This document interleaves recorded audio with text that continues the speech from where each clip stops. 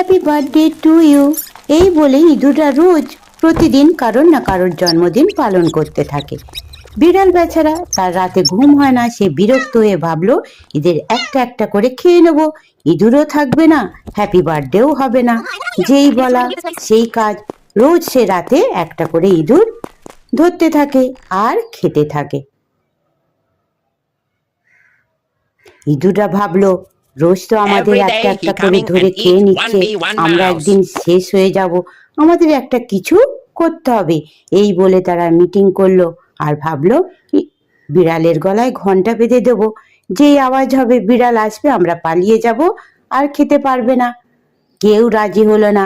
শেষে জোর করে ছোট ইঁদুরের ঘাড়ে চাপিয়ে দিল, তোমাকেই বাঁধতে হবে। সে কাঁদতে কাঁদতে বলল, ঠিক আছে, ছোট প্যাকেট বড় ধামাকা। বিড়াল যখন অঘরে ঘুমাচ্ছে, ছোট ইঁদুর আস্তে আস্তে তার গলায় ঘন্টা বেঁধে দিল। আর যেই বিড়াল আসে ঘন্টার আওয়াজ হয়, তারা পালিয়ে যায়। এর থেকে শিক্ষা কি পায়?